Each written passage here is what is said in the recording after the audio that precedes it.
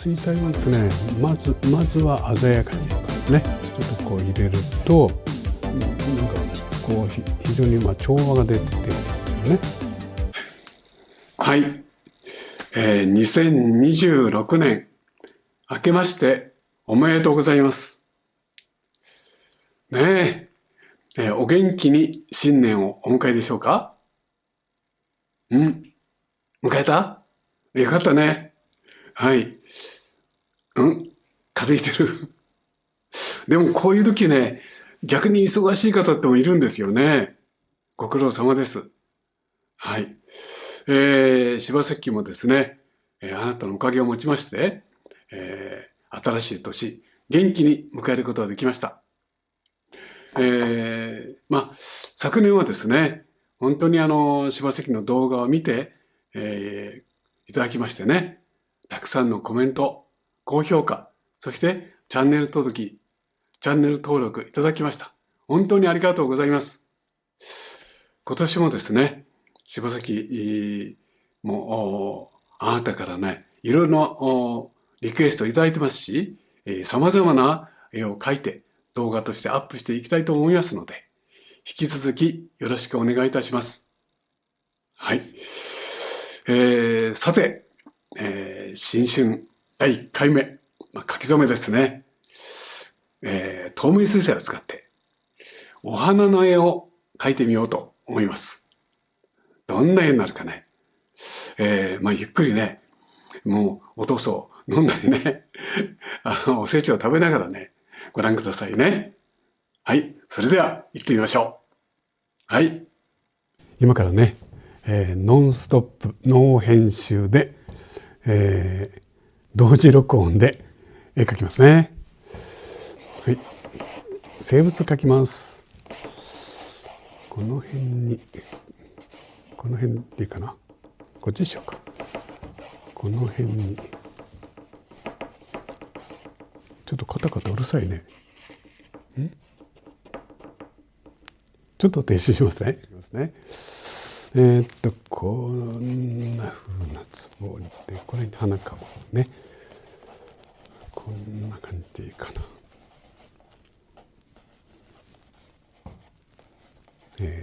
白いお花かな。こんな感じで。よし、こっちに絵を描いて、このとこにもちょっと、お花を少し描きますね。こうでいいかな。それでこっちにこの辺にしようかな。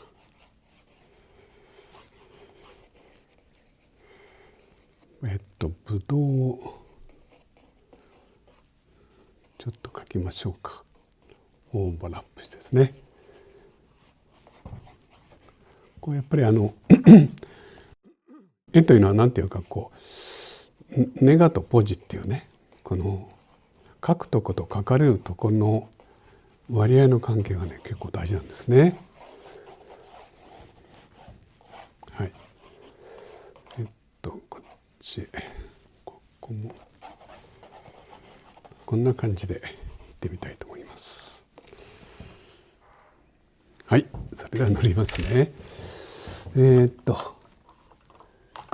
れ、筆がないな、これが。そうだ、その前にちょっと白い花のとこマスキングかけるね。はい、よいしょ。マスキングを使った方は分かってると思うけどですね、これゴムですね。この辺にこれでやっておくとですね、白い形がねすごく白い、特に細かい形ですねがね本当にこう作りやすいんですね。でもいかにもこう描いたっていうね、なんかこう自然な雰囲気になるといいんですけどね。はい、いくつもこれに書いておこうかな。ちょっとこんな感じ。後でマスキング剥がしましょう。ここら辺もこんな感じね。こっちもちょっとこうかな。ゆっとあともう大体こんなもんでいいかな。あんまり白い花はたくさんでもね。はい。じゃあこれで、マスキングしましたので、そう、ここにも書いておこう。下にも書いておくね。ここにもちょっと書いておきます。こう花の方向なんかをね、少しこう意識に上らせてちょっと書いておきます。こんなんでいいかな。はい。で終わったのは石鹸水でね筆洗っておくんですね。でこれもしっかり締めておきます。よいしょ。はい。ノンストップでいきますからね。それであれ筆がどこ行っちゃった。はい、ありました。周りの方少しまず、暖色でちょっとね塗りましょう。そうだな、少し逆光気味でね、向こうからこう光が来たっていうね、そんな感じにしようかなと思ってるんですけどね。でまず明るい色ですね。明るい色でもね、退屈にならないようにこう色混ぜていきます。これが本当に水彩のいいところなんですよね。画面の上で色を混ぜられるというわけです。それで、こんなんでいいかしら。ちょっとブルー系の色を少し持ってきますね。ブルーっていうかグリーン系がいいかな。この色こうですね。たっぷりの絵の具ですね。で今こう塗ってるんですけど、ここにマスキングしてありますので後できっと白くなるかと思います。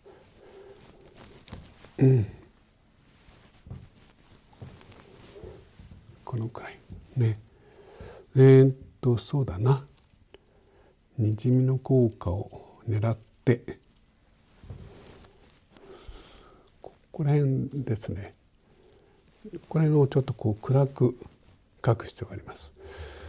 なぜかというとここに白い花を作りたいからですね。はい。でこう色をですね加えて、先ほど言ったようにここに白い花をね設定しましたので、この辺がちょっとねそれなりに綺麗に見えた方がいいですよね。もうだから絵を描く時にですね、紙の白っていうか、そういうものをどう生かすようにこう表現するかとかですね、そういうのを常にこうイメージしておくっていうのは水彩はとっても大事なんですね。他の画材に比べて、あんまりこうですね何回も手直しっていうのがですね、できなくはないんですけどもしにくい画材ですので、またあんまり何回もこう手直してしまうとですね、水彩自身の良さがなくなってくるっていうね、そういうことがあるもんですので、人思いっていうかですね、こう大胆に絵を決めていくっていうことですね。でだから本当に水彩画描いてるとね、こう決断力がよくなるかなと思うんですけどね。こっちの方にもちょっと。であとは絵ですので、色の配分もあるんですけど、だからこの水彩はこのね筆を使って描くという関係上、このなんか筆さばきっていうかですね、それも大事なんですね。はい。どうしても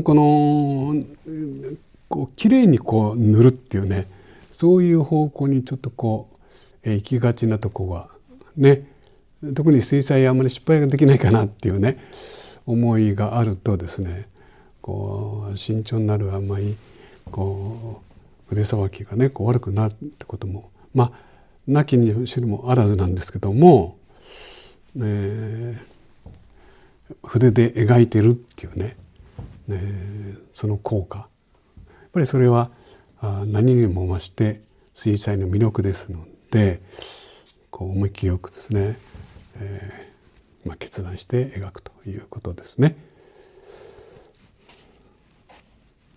はい、本当にこんなですね飛ばしたり、それからこうやって時々ですね、さらにまた水を加えてにじませながら、なんていうかな、本当にいつも水と一緒にねものを作ってるっていう世界ですね。ではちょっとツボのあたりを打ってみましょう。こうやってほら今絵の具入りましたよね。これこういう偶然性がね結構大事なんですよね。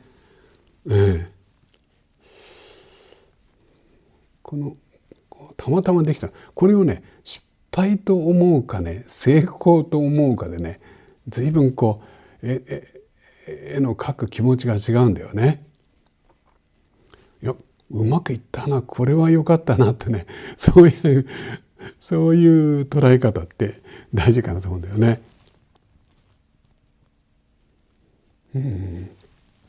これをいや失敗してしまったってなるとですね、そこで手が止まりますね。はい、で次々と画面の中で色を混色するとかですね、あるいは色をまとめるとかですね、そういうことが起きてきます。これが紙の白の残し方ですね。何やってるかよく分かんないでしょうけども、そういうことなんですよ。ここにも白い花が来る予定ですので、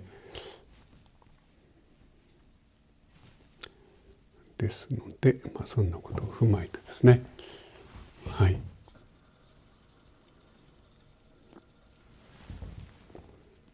よいしょ。でこうやって、色を混ざっていくのを待つというわけですね。さてそうですね、床の方をこういうかな、床の方ちょっとで紙の白を尊重してですね、いきたいかと思います。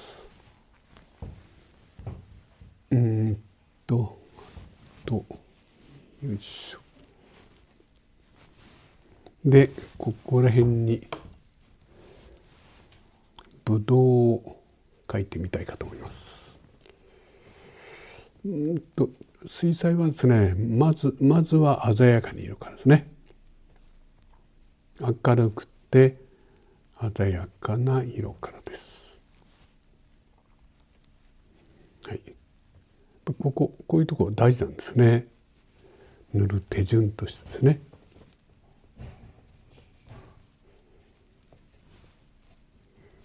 こんなんでしょうか。それから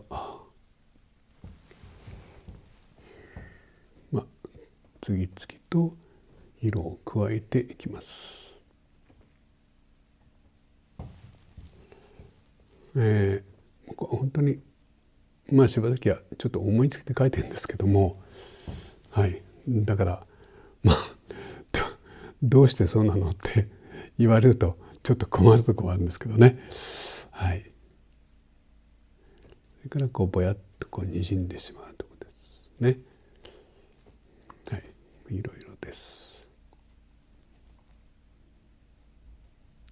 どうしてもぶどうを描くときね、一粒一粒丁寧に描きがちなんですけど、なんて言いますか、ちょっとこう書くとですね、人ってこう、想像してくれるんだよね。想像してくれると、そういう、そう思ってね、信頼してね、書いた方がいいと思います。はい。そうでないとですね、非常にこう説明するようになってしまいますので、またこうやって色を入れてきます。こんな感じ。これちょっとねハイライトなんですけど、ちっちゃいでしょ。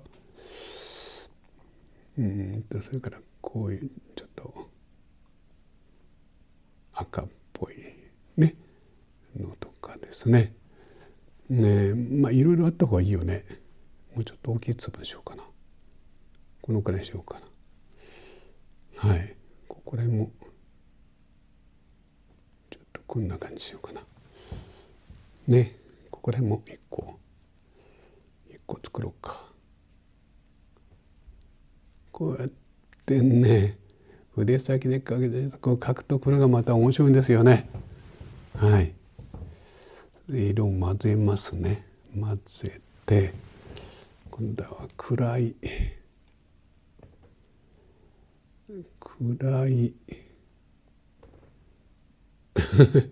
なんかブドウの話になっちゃ変なんだけど、この間をこう詰めていってそれぞれの形を作ると、こういうわけですね。今日ノンストップで書きますって言ったけど、ブドウなんか書き始めちゃったらちょっと時間かかりそうだな。いったな。なんかそういう予定ではなかったんだけど、予定でないことをするからいけないですね。それでも付き合ってください。こんなんとかですね。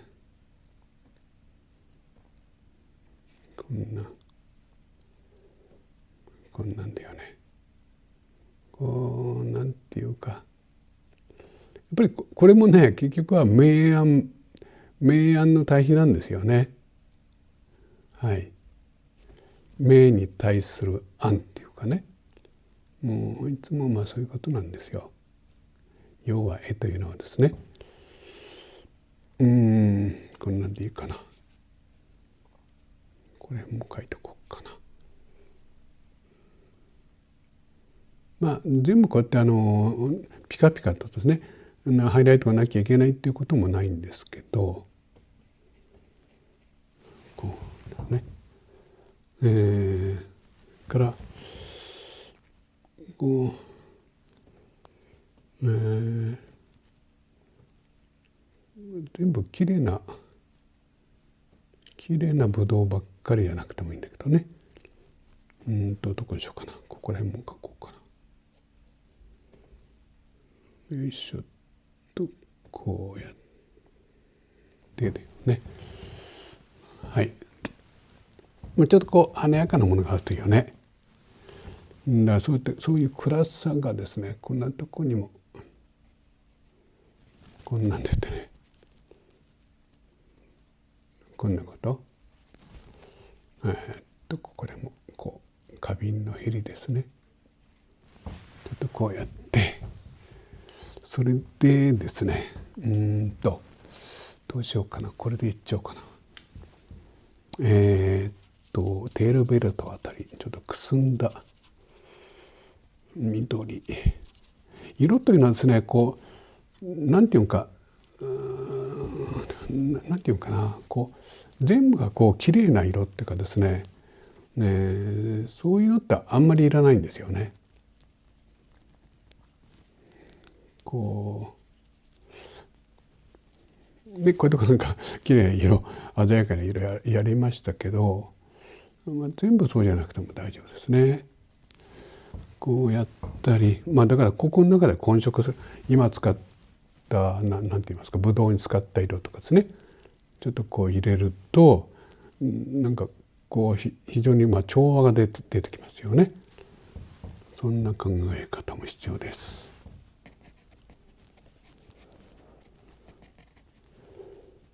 例えばこうですね。それからどんどんここで混ぜていきます。暗い色。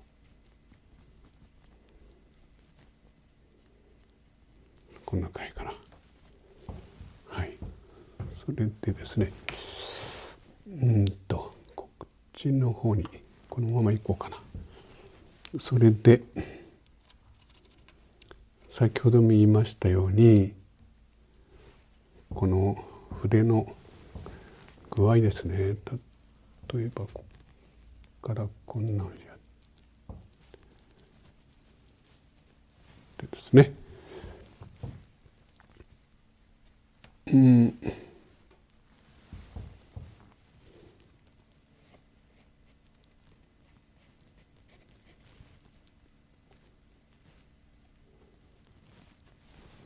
こんなんかな。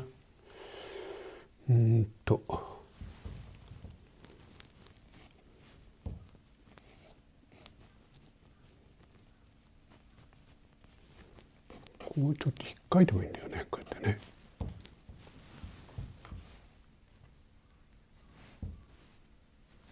色を加えて、こういうなんかこう動きのある線ですね。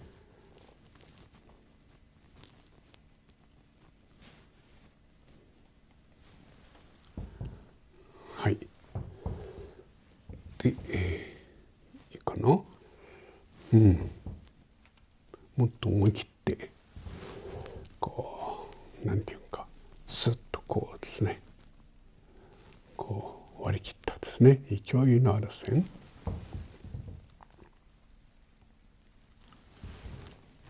から黄色系統のですね、まあこういう時にこう、ちょっとこう考えた方がいいかなと思うのはですね、あんまりこうシンメトリーにならないっていうことですね。はい。こっちとこっちがあんまり同じになってしまうとですね、絵って何でもそうですけど、若干退屈になりますので、例えばこっちはピュッと直線的なねもので、色ももちろん変えた方がいいんですけども、こっちの方はこうやって何かこんな感じですね、曲線的なもの、それからちょっと手前に出てくる部分ですね。こんなことこんなのやってですね、この中のなんか変化をつけてみるというかなと思います。あとどうしようかな。お花を描きたいな。花。ちょっと待ってください。花。例えばこうですね。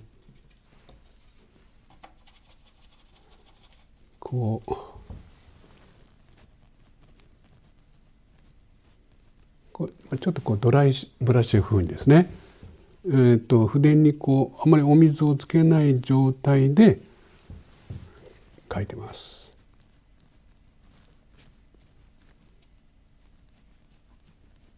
こうやって水をたっぷりと含ませて、描くところや、それから逆に水をあんまり使わないで、ちょっと待ってください、絵の具を出します。絵の具ちょっとよいしょ、開かないな。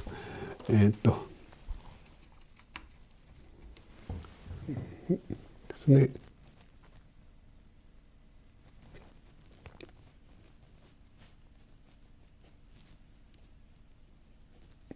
こんなんですね。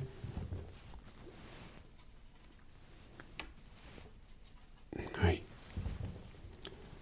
いっぱい。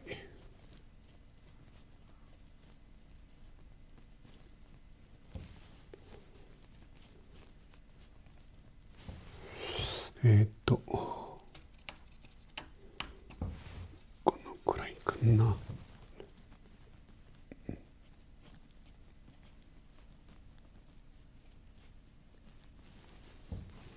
でこうたくさんあるとこですね。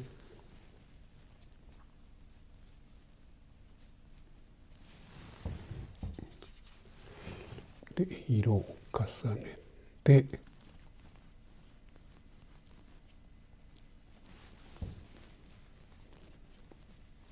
このぐらいでいいかしら。もうちょっと描こうかな。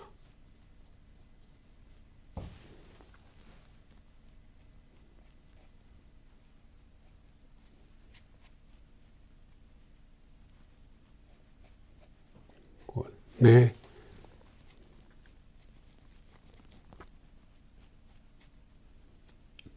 あんまり何の花っていうね、ことではなくて、こうやってですね、こうやってちょっとこう描いた形を動かしてもいいですね。それから色に変化ですね。このくらいでいいかな。赤っぽい色。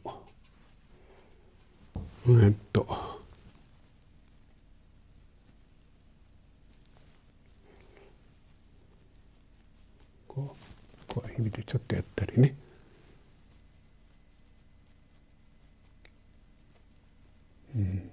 こういうのが面白いんだよね。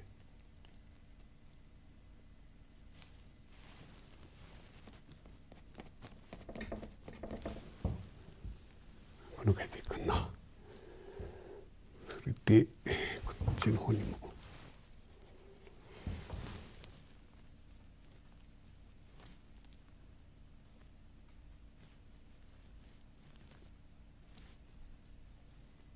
こんなね。はい。後でこう剥がしてね、白いお花が見えたらいいですよね。それでこうなってきましたので、これに使った色をですね、こうちょっと重ねます。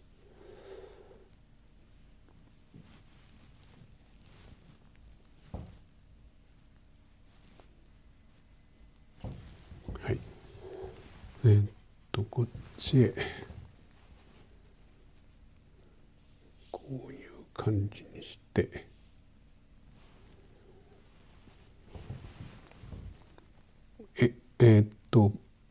壺の取っ手を描きたいと思います。ここら辺だね。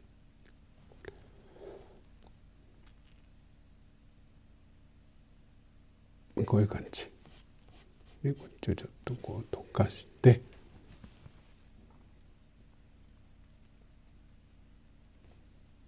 こんな感じかな。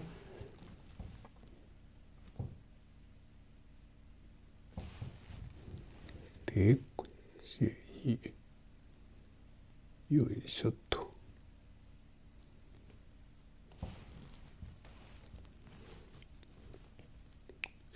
ここですね。それで大きく塗ってきて、はい。あとどうしようかな。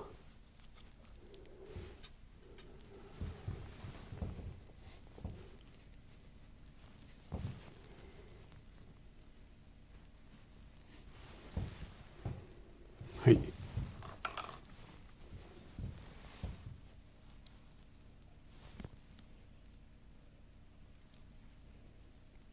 よし。ここにあるんだな。またこっちもですね。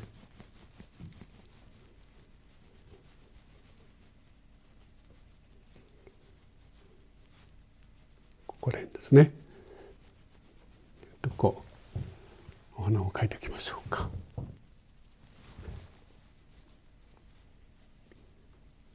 ぱりこう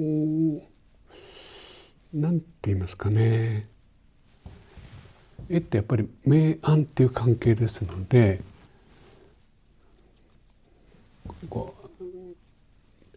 それが何であるかっていうことをあまり克明に説明しなくてもいいかなと思いますね。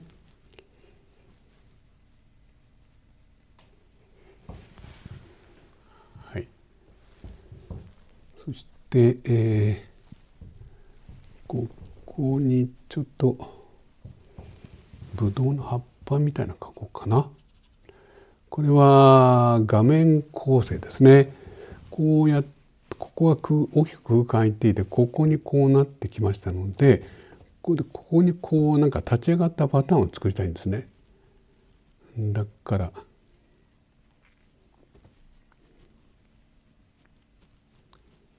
そんなパターンを作ってみます。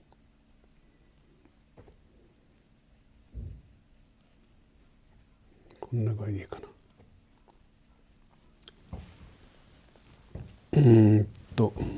こっちの方にも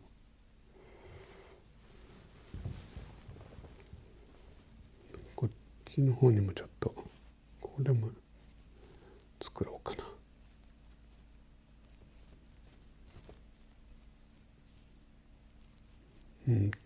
この辺でこんなかな。このパターンですね。どういう、パターンで絵が組み立つかと。明暗のパターンですね。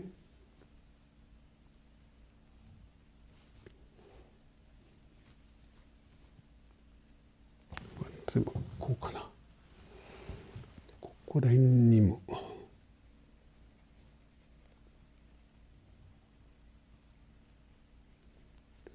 暗い調子を入れて、この取っ手の形を少し見せてみたいと思います。こんな感じですね。はい。でということなので、ぶどうを少し描いた方がいいな。ぶどうですね。ぶどう。ぶどう。は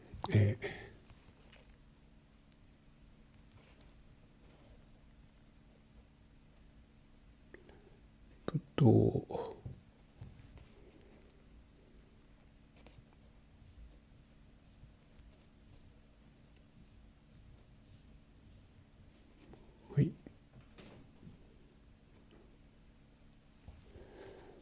ここら辺とこういうとこ。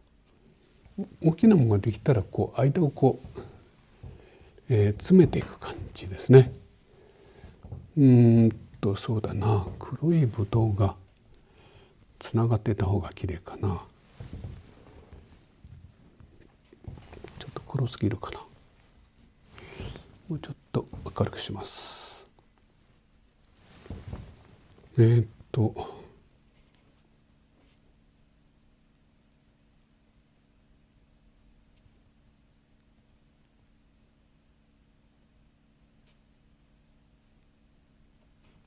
こんなんだね。こっちの方をちょっと日陰にして、日陰の方は潰し塗りですね。こうして大きな立体を作っていきます。だからどこに光が当たるかっていう、三段ですね。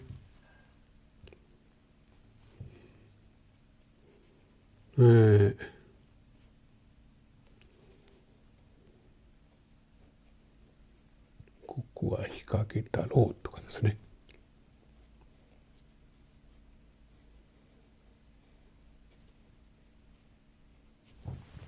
こんなんでいいかな。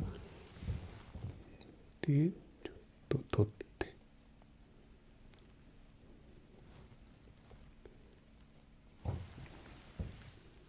はい。よ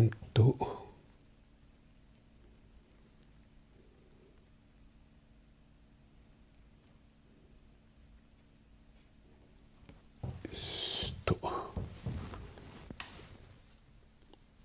黄色いぶどう。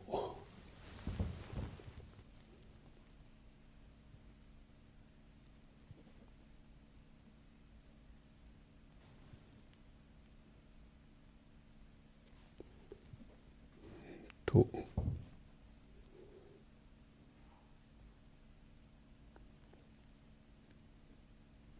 うやってですねなんかぶどうの絵の説明みたいになっちゃってごめんなさいね。なんか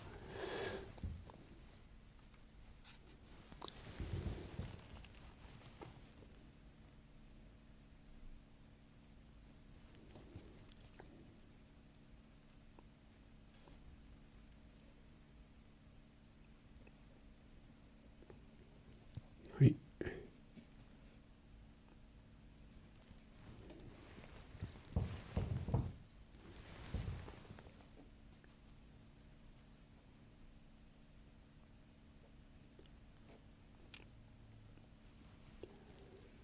よいしょ。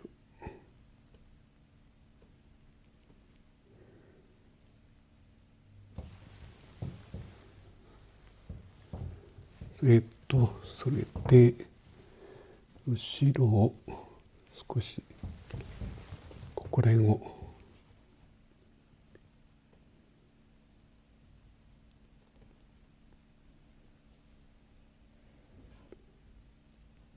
もっとこう暗くしてですね、このパターンを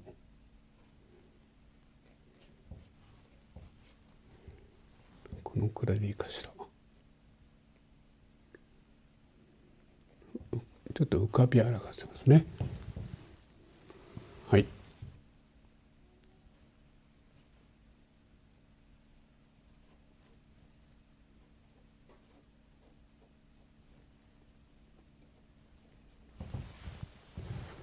はい。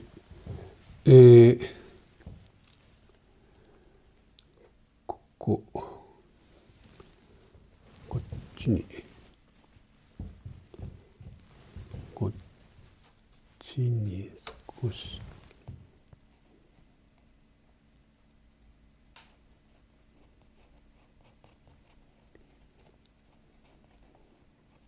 こ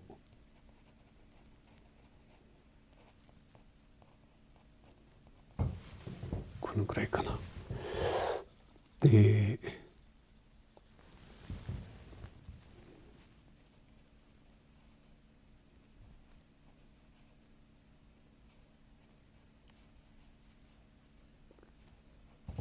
こうやりまして、もうちょっと色を入れて、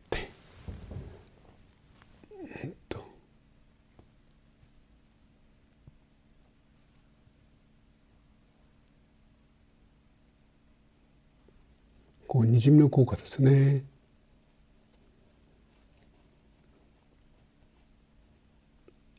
こうにじんでいく様子をこう見ながら描くってわけですね。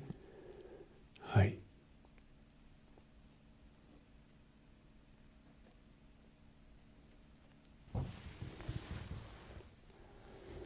それでかな。はい。でちょっと待ってください。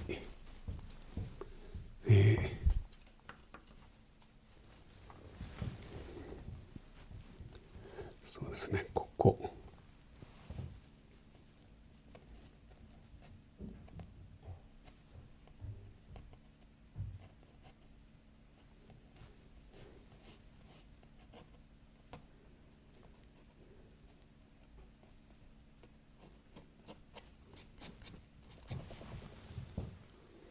こうやって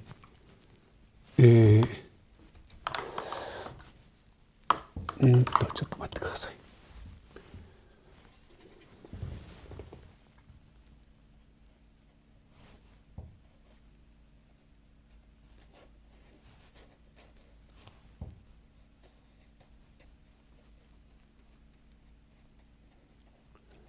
明暗の関係を作ってきます。で、ですね、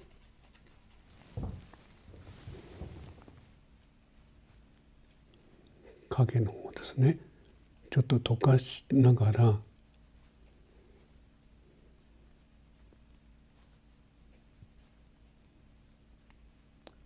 こうかな。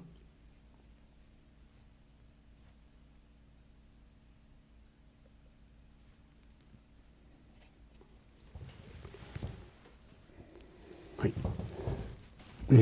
こう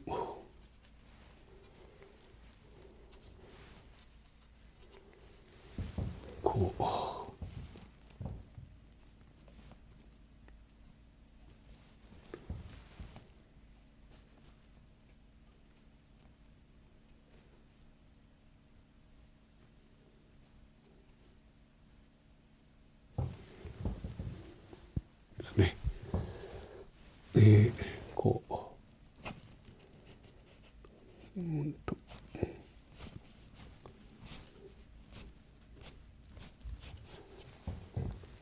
こう光ですね。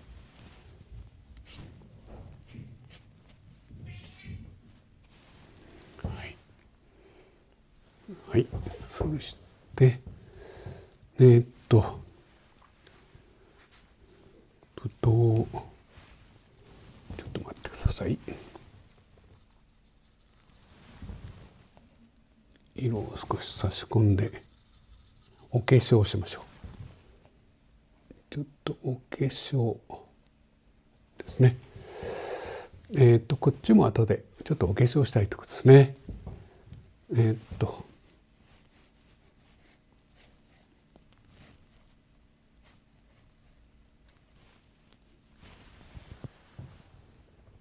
この感じでいいかな。それしたらちょっとぶどうのつるを描きたいと思います。はい。そうですね。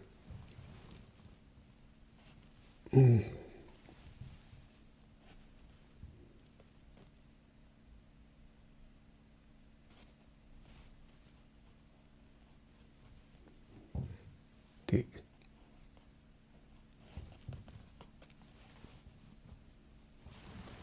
なんでですね。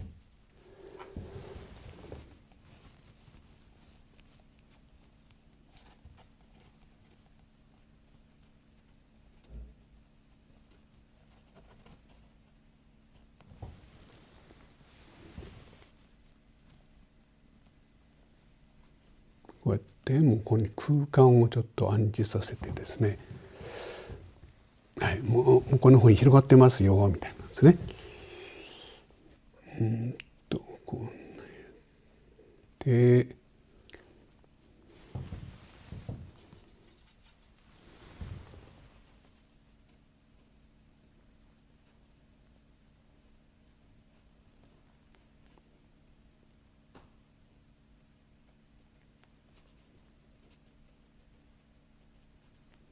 よいしょ。間に暗い色を詰めまして、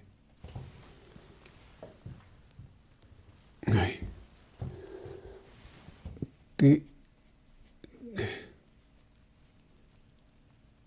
かけですね。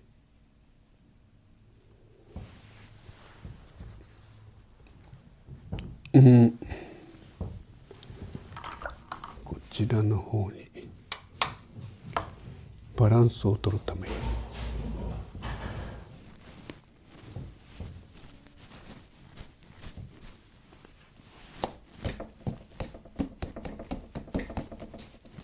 ですね、少し色を足して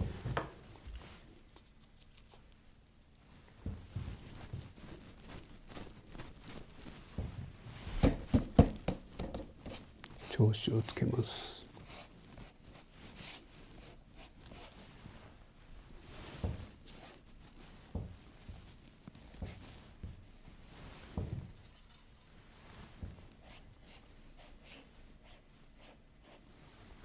はい。もうちょっと暗い色がいいかな。明度をもうちょっと落としますね、ここ。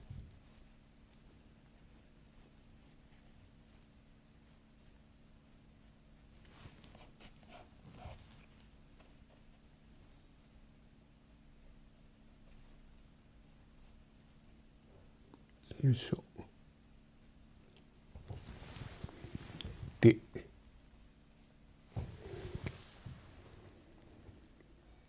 はい。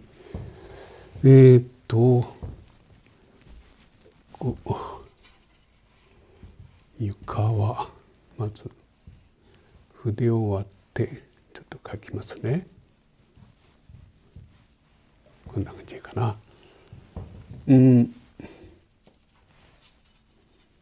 影を描きたいと思います。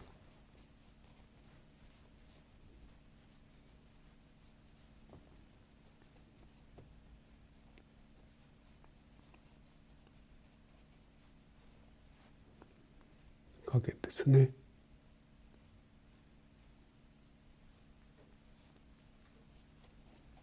はい。この影というのはとてもやっぱり大事なんですよね。それを描くことによってこうなんかそこに物があるなみたいなね、そんな感じが見えてくるんでね。だから結構勇気を持ってですね影を描きます。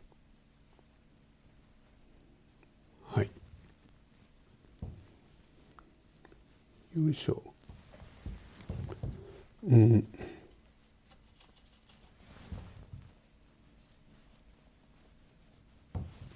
こんなんでしょうかね。それから非常に暗い色ですね。例えば黒のような色。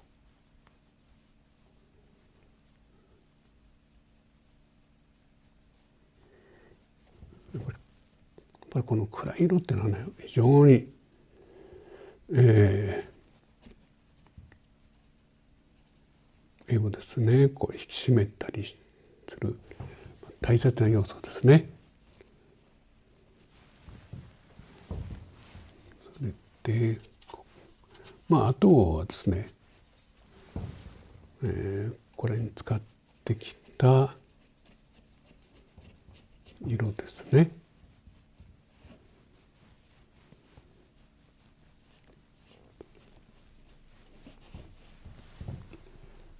画面を設定してみるといいんじゃないかと思います。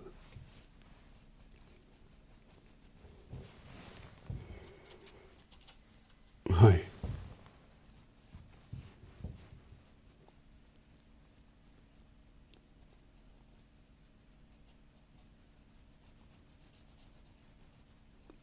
こうだよね。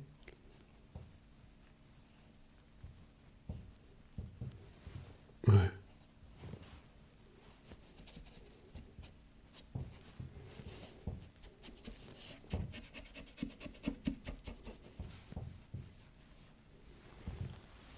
こうかな。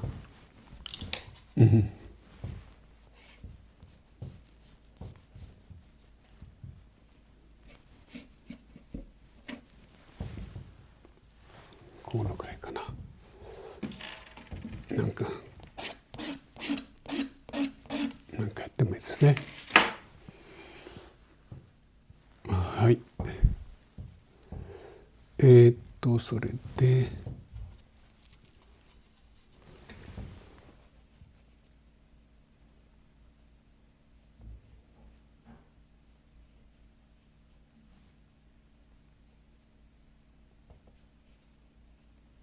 ちょっと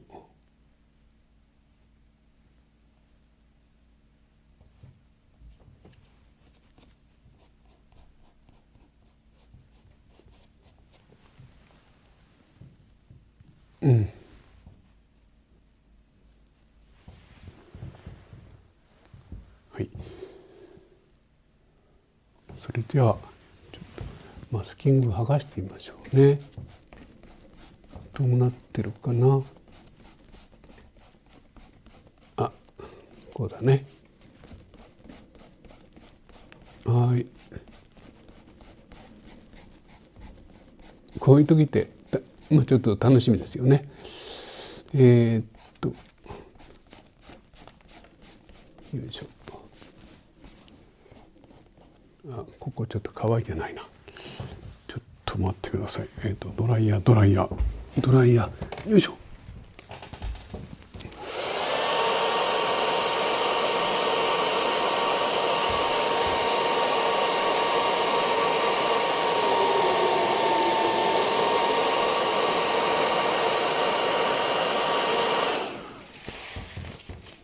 はい。ドライヤー。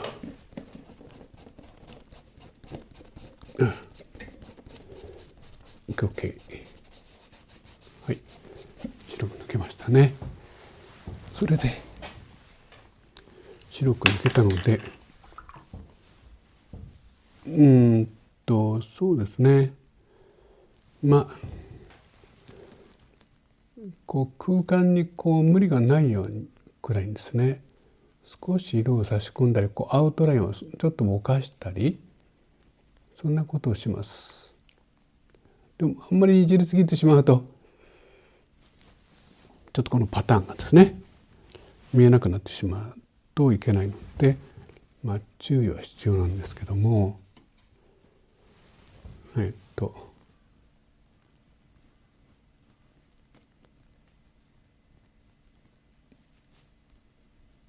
この程度かなですね。その空間の中にどの程度に収まるかみたいなね、そこはやっぱり大事なところですね。ちょっと溶かしてもいいかな。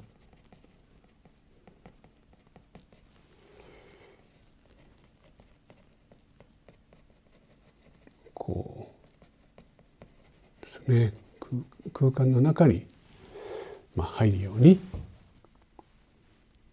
見せていくというわけです。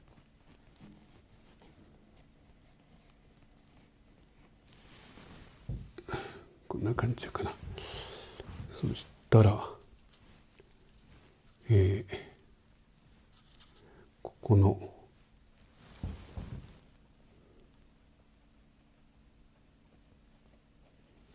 ここですね。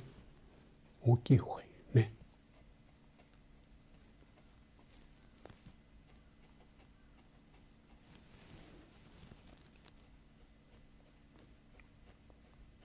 よいしょ。このくらい。花って不思議ですね。このおしべを入れると急に花になるってところが面白いっては面白いですね。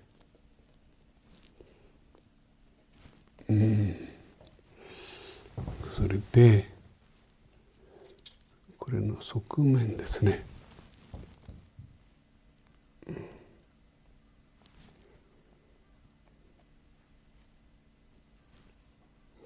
こんな感じ。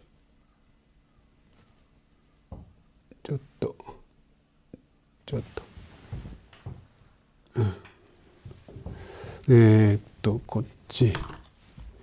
こちらもですね。はい。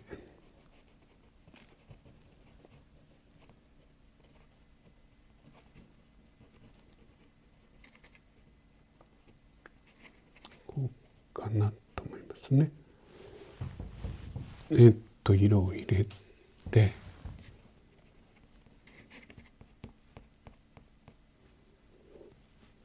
こうかな。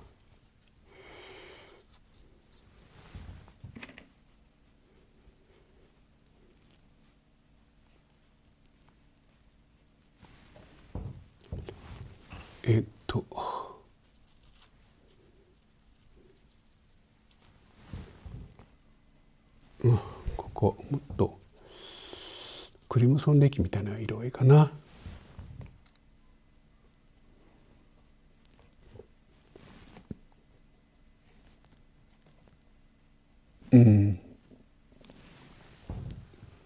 このくらい。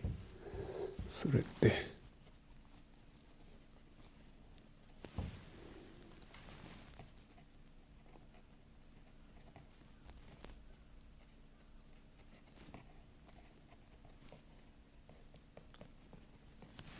ちょっとこ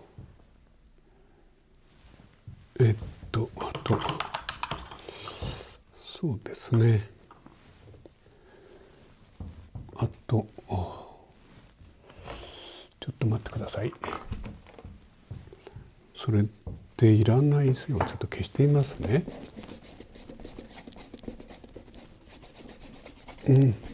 この鉛筆の線どうするんですかっていうね、本当にご質問も結構いただくんですけども、柴崎は本当に大雑把に消すだけですね。この絵がこう描かれた童貞みたいなもんですね。そういうのも結構大事かと思いますので、あんまりこう他人行儀にあんまりきれいにしてしまうのもですね、このくらいどうかなと思いまして、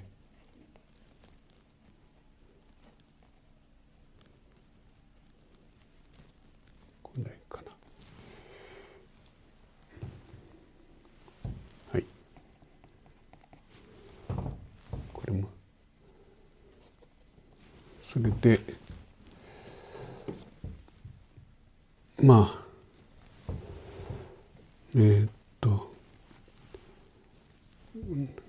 なんていうかな、あ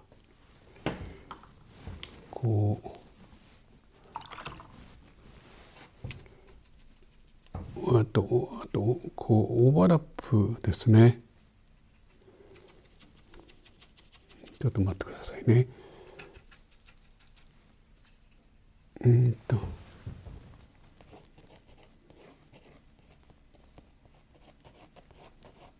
えばこちらの方から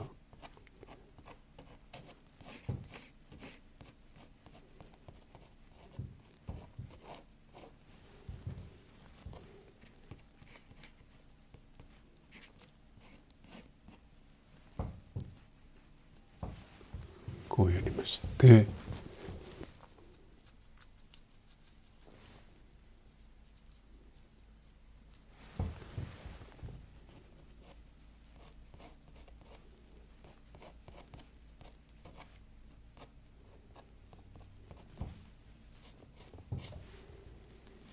こんな感じかな。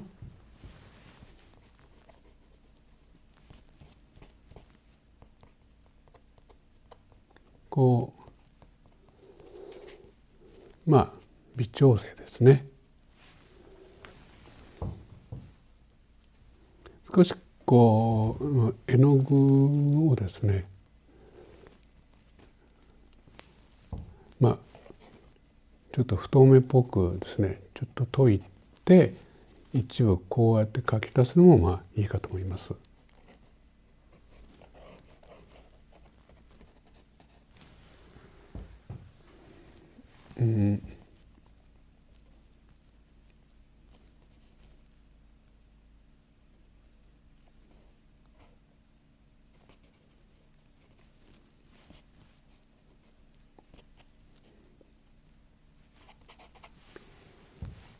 このくらい。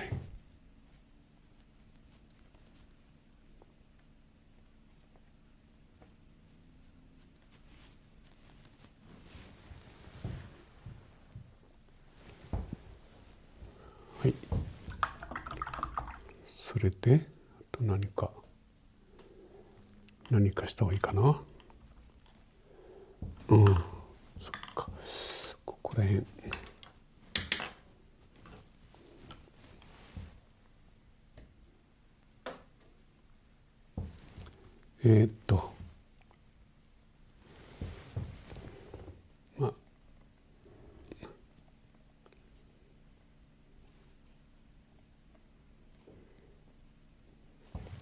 ちょっとハイライトですね。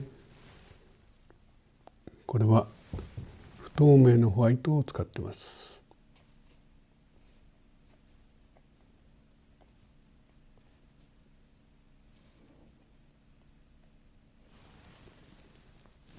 このくらい。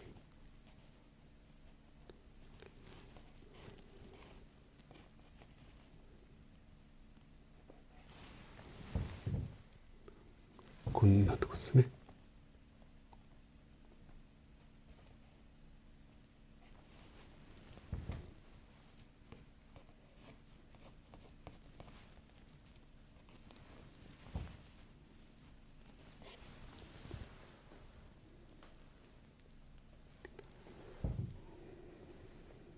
はい。これで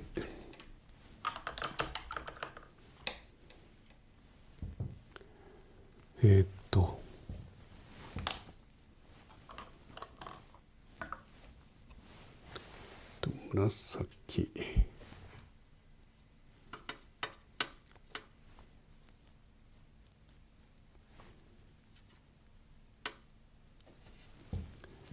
ちょっとお待ちください。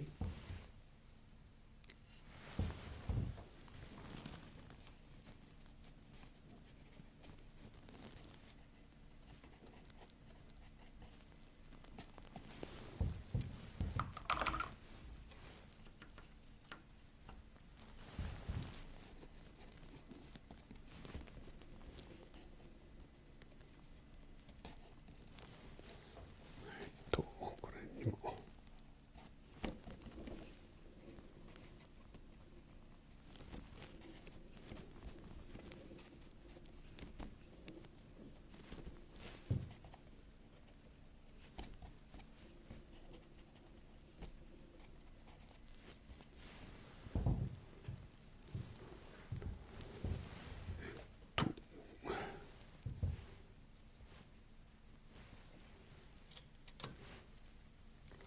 赤ですね。ちょっとこう入れて。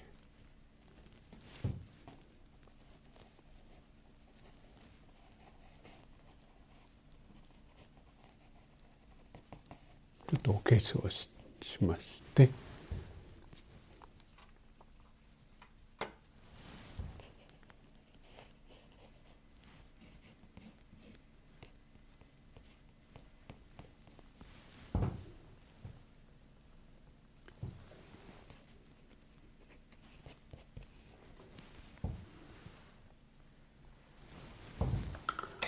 はい。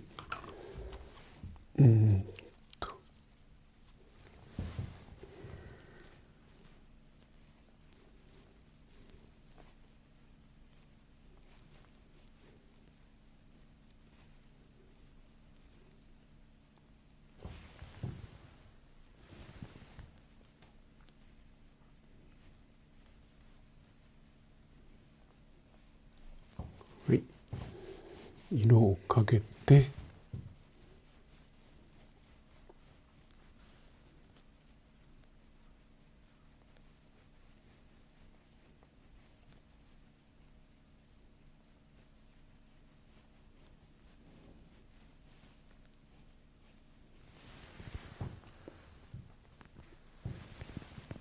どうかな、これで。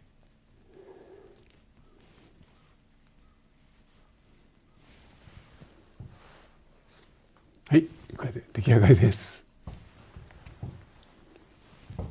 サインを忘れたので書きましょう。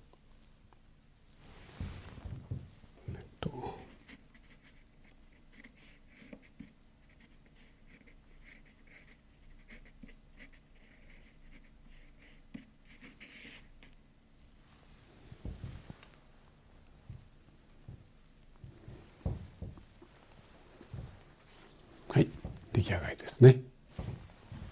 どうだった？うん。結構、柴崎、楽しそうに書いたでしょ？ね。ありがとう。今年も一年間ね、あなたがご健康でね、たくさんいいことがありますように、もう柴崎も動画を作りながらね、心からお祈りしてます。さて、ここでですね、今年一年間の中の、まずお知らせですね。その初めは、柴崎が個展を行いますというお知らせです。場所はですね、愛知県名古屋市にある森竹の森ギャラリーというところです。ね。とても素敵な会場で、柴崎ね、さっき描いたこのお花の絵もね、もちろん会場で展示しますし、その他新作ずらっと並べてね、あなたのお越しをお待ちしてます。柴崎、会場にいる予定です。ね。ぜひ遊びにお立ち寄りくださいね。ただしね、ちょっと会場の混雑を避ける意味で、事前予約制となっています。ですので、無料の予約チケットが必要なんですね。このチケットの申し込みは、この動画の概要欄からぜひお願いいたします。はい。ね、会場でお会いしましょうね。待ってますよ。あとですね、今年行う講座のお知らせです。2つあるんですね。その1つは、アートクレヨンを使ったクレヨン講座ですね。会場はね、なんと、ペンテルさんの本社の中にあるね、もう素晴らしいお教室なんですよ。そこで、そのお教室でね、柴崎と一緒にアートクレヨンを使ってお絵かきしましょう。もちろん会場には柴崎待ってますけども、同時にね、あなたの画材がそっくり一式ね、会場で、あなたをお待ちしてます。だからあなたは手ぶらで来てください。そしてお絵かきしてね、絵を持って帰るというわけです。もう一つはですね、柴崎が主催するオンラインによる水彩講座です。これは月に1回なんですけどね。透明水彩でね。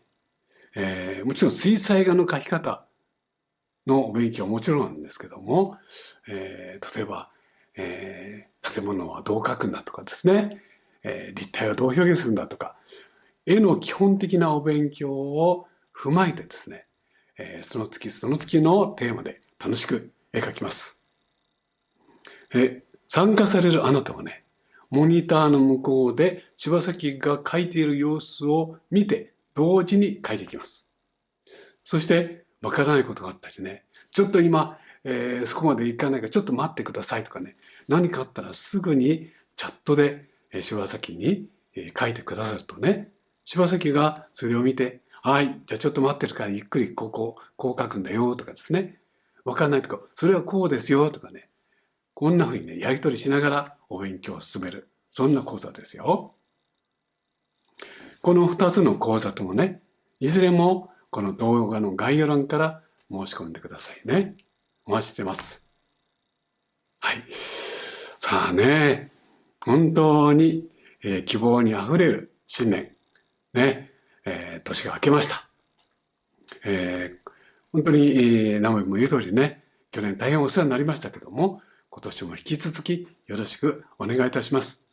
そして何よりもね、あなたのご健康、柴崎、これよりお祈りしてます。はい。さあ、ね、お正月、あんまり食べ過ぎないようにね。